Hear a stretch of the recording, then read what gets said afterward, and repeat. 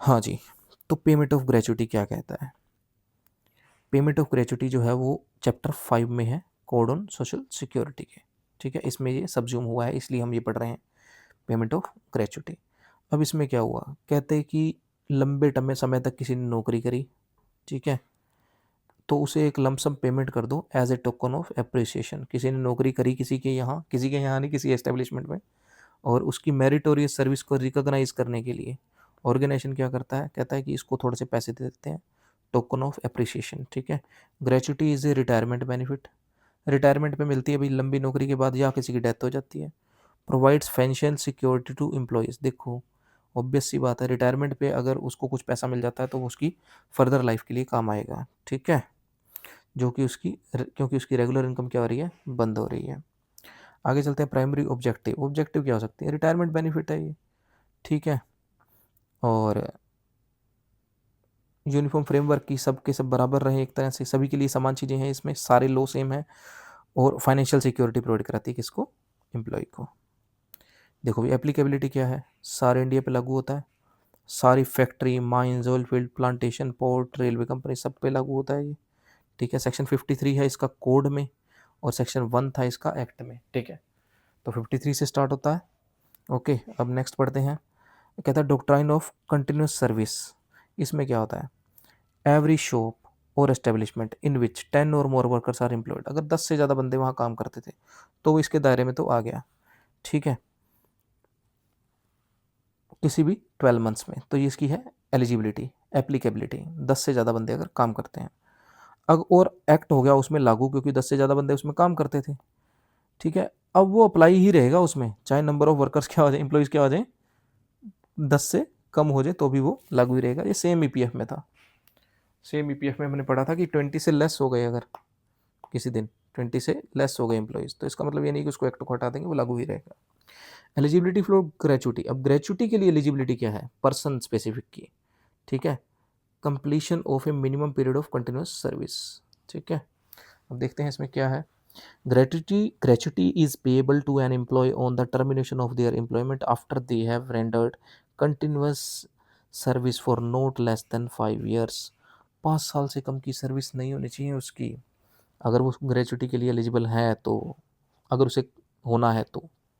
ठीक है, अब टर्मिनेशन उसका क्यों क्यों हो सकता है, ठीक है, किस किस केस में उसको पैसे मिलेंगे टर्मिनेशन। एक तो भाई सिंपल है कि अगर उसकी रिटायरमेंट होगी, सुपर एनुएशन हो गया, तो वो जो आगे काम कर नहीं सकता। ठीक है, तो उसको ग्रेचुटी दे के भेजना पड़ेगा। ठीक है, अगर उसने रेजिग्नेशन दे दिया 5 ईयर्स बाद, ठीक है, तब भी उसे दे के और भेजना पड़ेगा। अगर उसकी डेथ हो गई या वो डिसेबल हो गया और वो काम नहीं कर सकता, मतलब किसी भी तरीके की, बस हाँ, आ, उस पर कोई मिसकंडक्ट नहीं होना चाहिए और 5 ईयर्स कंप्लीट होने चाहिए, तो इन तीनों रीजन से अगर होता है तो उसको क्या मिलेंगी, ग्रेचुटी की पेमेंट मिलेगी। ठीक है, अब देखो 5 साल के रूल को वेवर भी हो जाता है, वो किस केस में होता होगा, देखो ऐसा था, इसमें तो था कि 5 ईयर मैंडेटरी है, अभी कहता है वेवर भी हो जाएगा। वो क्यों हो जाएगा, सिंपल है, अगर मान लो किसी की एम्प्लॉय की डेथ ही हो जाती है 5 साल से पहले, तो भी उसको ग्रेचुटी मिल जाएगी, अगर उसको 5 साल नहीं भी हुए तो भी मिल जाएगी। ठीक है, और या फिर वो डिसेबल हो जाता है, वो काम करने लायक नहीं रहा अब, ठीक है, काम करने योग्य नहीं रहा, ठीक है, तो भी उसको ग्रेचुटी जो है वो मिल सकती है। डेथ केस में तो उसके नॉमिनो को मिलेगी या लीगल हेयर को मिलेगी, regardless of the service tenure. Service tenure कितना भी, 5 साल जरूरी नहीं है। अब the definition of continuous service, continuous service की डेफिनेशन क्या है, सिंपल बात है, कोई ब्रेक नहीं आना चाहिए।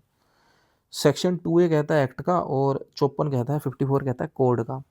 कहता है कि the critical concept for determining eligibility, uninterrupted services, an employee is said to be in continuous service if they have been in uninterrupted services, उसकी सर्विस को छेड़ा नहीं गया, including periods of interruption due to sickness, sickness के कारण जो है वो उसको उसकी सर्विस टर्मिनेट नहीं की जा सकती, उसकी कंटिन्यूसली मानी जाएगी, एक्सीडेंट के कारण नहीं, लीव के कारण नहीं, ले ऑफ के कारण नहीं, स्ट्राइक के कारण नहीं, लॉकआउट के कारण नहीं, और सेसेशन ऑफ वर्क के कारण, ये जो है उनकी सर्विस जो है वो हिंडर नहीं होती, अनइंटरप्टेड ही मानी जाती है।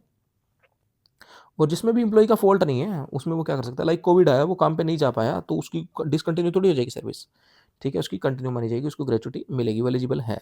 मैटरनिटी लीव भी है, जो अगर वो मैटरनिटी लीव चली जाती है, कोई लेडी है, तो ऐसा नहीं है कि वो कहेंगे कि आप तो डिसकंटिन्यू हो गए तो आप तो आए ही नहीं जी, आपको ग्रेचुटी का बेनिफिट मिलेगा, वो 5 साल के अंदर ड्यूरेशन आपकी काउंट होगी। ठीक है, deemed continuous service, even if the service is not uninterrupted, an employee is deemed to be in continuous service for 1 year if they have actually worked for, ठीक है। अब 190 दिन से ज़्यादा अगर काम किया तो उसको रेगुलराइज माना जाएगा उस पिछले साल के लिए, ठीक है। If the employee is below the ground in a mine or an establishment which works for less than 6 days a week, 6 दिन से अगर कम काम करते हैं, ठीक है, और माइनिंग या ग्राउंड के अंदर काम होता है तो 190 दिन भी अगर पिछले साल में काम किया तो उसकी सर्विस को कंटिन्यू माना जाएगा, और 240 डेज में अदर केसेस में काम किया होना चाहिए, ठीक है। फॉर सीजनल एस्टेब्लिशमेंट, अगर कोई सीजनल एस्टेब्लिशमेंट है, सीजनल तो खुलेगी 6 महीने बाई चांस, ठीक है, तो उनको जो टोटल जितने दिन भी खुली उसका 75% नंबर ऑफ डेज पे वो प्रेजेंट होने चाहिए, ठीक है, एस्टेब्लिशमेंट से अटैच होने चाहिए, ठीक है, जिसको भी ग्रेचुइटी चाहिए वो। अब होता है calculation maximum limit and payment procedure, ठीक है, क्या क्या होता है इसमें देखते हैं। फॉर्मूला क्या होगा इसका, सबसे पहले देखते हैं। फॉर्मूला होगा सिंपल, एक फॉर्मूला है इसका, सिंपल एक फॉर्मूला है कि लास्ट जो भी सैलरी है, लास्ट सैलरी लिखा हुआ है यहाँ पे, लास्ट सैलरी है उसको 15 से करो मल्टीप्लाई, 26 से करो डिवाइड, और इसको number of years, sorry number of years service से कर दो मल्टीप्लाई, ठीक है, सर्विस पीरियड से ईयर्स में कर दो मल्टीप्लाई, सीधा सीधा लिखा हुआ लास्ट ऑन सैलरी इंटू 15 और into number of years of service upon में 26, ठीक है, अपॉन में 26। अब ये 15 दिन की मिलती है, मतलब 15 दिन के लिए मिलती है ये, ठीक है, 26 अगर वर्किंग डेज माने जाएँ, ठीक है, टोटल, तो लास्ट रोन सैलरी जो है वो हमारी आ जाती है 15/26 करती है 15 दिन की सैलरी आ जाती है, ठीक है, और इसको मल्टीप्लाई कर दिया जाता है, सॉरी इसको मल्टीप्लाई कर दिया जाता है नंबर ऑफ ईयर्स सर्विस से, ठीक है, नंबर ऑफ ईयर्स सर्विस से, ठीक है। अब नेक्स्ट आता है last drawn salary. Last drawn salary क्या होगी, इसमें बेसिक प्लस डीए होगा, प्लस टीए भी हो सकता है, other bonuses are not included, similar common definition, harmonized है ये। 15/26 फैक्टर क्या कहता है, जो 15/26 इस फॉर्मूले में आपको दिख रहा है, इंटू 15 और बटा 26, the days wages are calculated by dividing the whole month salary by 26, the average working days in a month and then multiply by 15। तो ये जो सैलरी है वो 15 दिन की सैलरी है बेसिकली। कहता है कि हमने मान लिया कि 26 ही दिन थे उसमें, ठीक है, तो पूरी सैलरी को 26 से डिवाइड कर दिया, एक दिन की सैलरी आ गई, इंटू 15 कर दिया तो 15 दिन की आ गई, ठीक है, और इंटू ईयर कर दिया तो ग्रेचुइटी आ गई, ठीक है। अब कहता है राउंडिंग ऑफ द सर्विस, अगर मान लो किसी को 11 साल और 7 महीने हो चुके हैं तो उसको हम 12 साल ही बोलेंगे, ठीक है, उसको हम 12 साल बोलेंगे, ठीक है। अगर किसी को 10 साल और 6 महीने 5 महीने हो चुके हैं तो उसको हम 11 साल ही बोलेंगे, ठीक है। For seasonal establishment gratuity is payable at the rate of 7 days wages for each.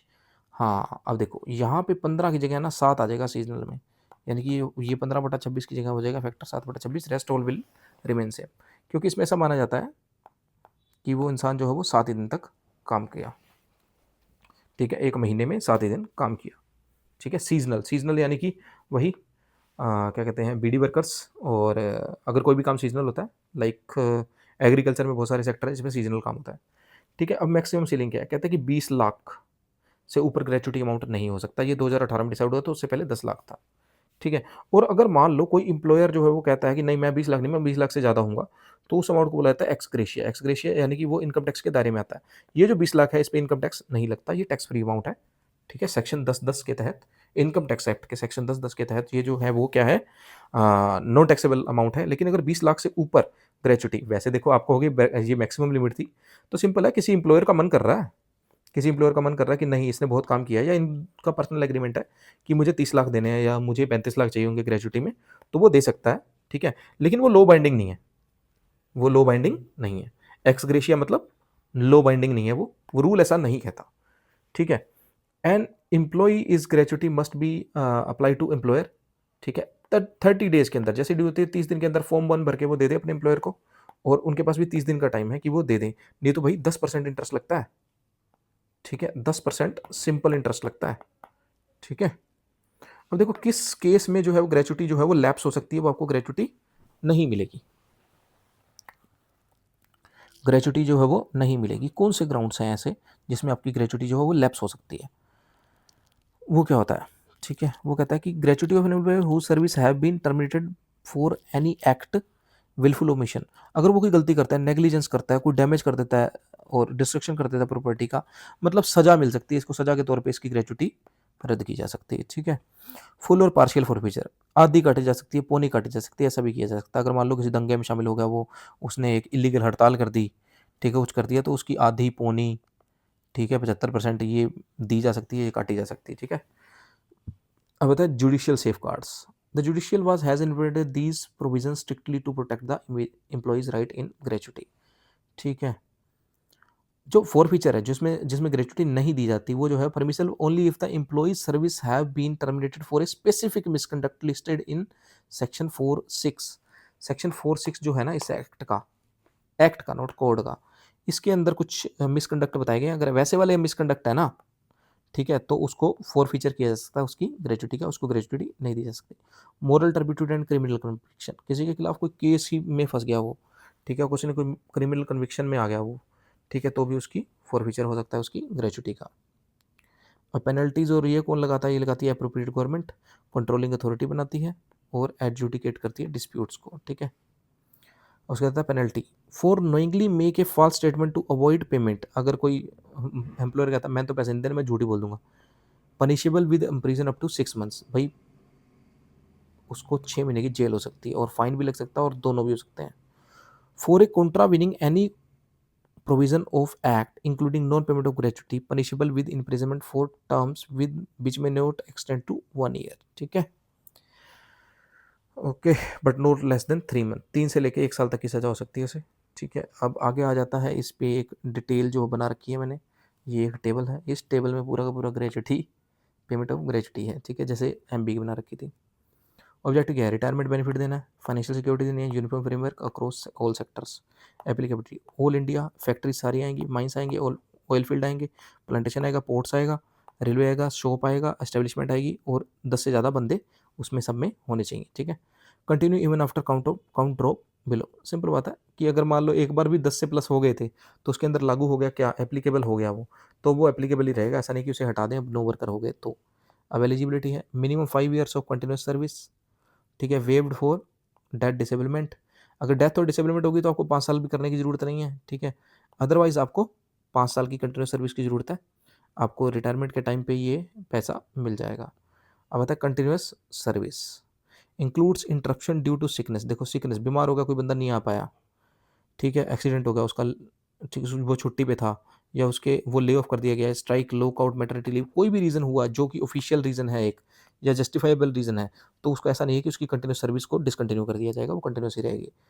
ठीक है, अगर 190 दिन से ज़्यादा किसी ने 1 साल में काम किया है, यानी कि 6 पर वीक से 6 डे वीक काम किया है तो, और 240 दिन अगर काम किया है तो वो क्या है, डीम्ड कंटिन्यूस सर्विस में माने जाएंगे वो लोग, और 75% आएगा किसमें, सीजनल वर्कर्स में आएगा। ग्रेचुटी फॉर्मूला रेगुलर वर्कर की क्या होता है, लास्ट ऑन सैलरी इंटू 15 अपन में इंटू में नंबर ऑफ ईयर्स सर्विस अपन में 26।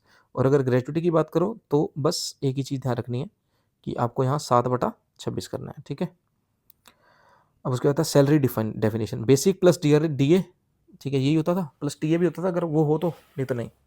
अब आता है राउंडिंग रूल, कहते हैं कि 6 मंथ से अगर ज़्यादा होगी सर्विस तो उसको नेक्स्ट फुल ईयर मान लो। ठीक है, मैक्सिमम लिमिट 20 लाख मिल सकते हैं, उससे ऊपर मिलेगा तो उसे एक्सग्रेशिया बोलेंगे, यानी कि नोट बाइंडिंग बाय लॉ मानेंगे और उस पर टैक्स भी लगेगा।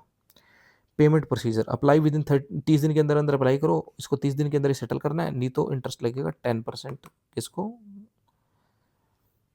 कोर्ट को। ठीक है, पार्शियल फॉरफीचर, ठीक है, सिंपल है, थोड़े टाइम के लिए या थोड़े परसेंटेज के लिए उसकी जो, थोड़े परसेंटेज से उसकी क्या किया जा सकता है, ग्रेचुटी को क्या किया जा सकता है, कम किया जा सकता है अगर उसने कोई डैमेज किया है, लॉस किया है, मिसकंडक्ट किया है तो। फुल भी हो सकता है, अगर उसने दंगे कर दिए और बहुत बड़े लेवल का कुछ कर दिया तो उसको फुल फॉरफीचर हो जाएगा उसका और उसको पैसे नहीं मिलेंगे। जुडिशियल सेफगार्ड्स क्या है इनके लिए, टर्मिनेशन फॉर मिसकंडक्ट रिक्वायर्ड। ठीक है, अगर टर्मिनेट करना है किसी का तो मिसकंडक्शन के लिए जो है वो रिक्वायर्ड है, तभी उसको टर्मिनेट किया जा सकेगा। Departmental inquiry must follow natural justice, show cause notice and hearing mandatory. ठीक है, सब कुछ मैंडेटरी हो जाता है। की केस लॉ छोड़ दीजिए, आप लोग पढ़ लीजिएगा। Cadre controlling authority appointed by appropriate government resolve dispute on amount eligibility and nominee claims. Penalties up to 6 months imprisonment और फाइन और बोथ, अगर उसने 1 साल तक, अगर उसने पेमेंट नहीं करी और 1 साल तक हो सकती है। ठीक है, अगर वो रीज़न मिल गया तो 3 मंथ भी हो सकती है जी। ठीक है, तो ये था हमें पेमेंट ऑफ ग्रेच्युटी एक्ट, और ऊपर था एमबी एक्ट। आप इसको बार बार सुन लीजिएगा, आपको अच्छे से याद हो जाएगा, ठीक है। और इससे पहले हमने किया था ईएसआई एक्ट, ईपीएफ, ठीक है। हम काफ़ी सारे एक्ट कर चुके हैं, तो आप इन वीडियोस को सुनेंगे तो आपको अच्छे से याद हो जाएगा। हम पढ़ चुके हैं ईपीएफ, ईएसआई, ईसीए, एमबी और पीजी, ठीक है। तो टोटल 9 एक्ट हैं, जिसमें से 5 तो मैं यूट्यूब चैनल पे ही कवर करा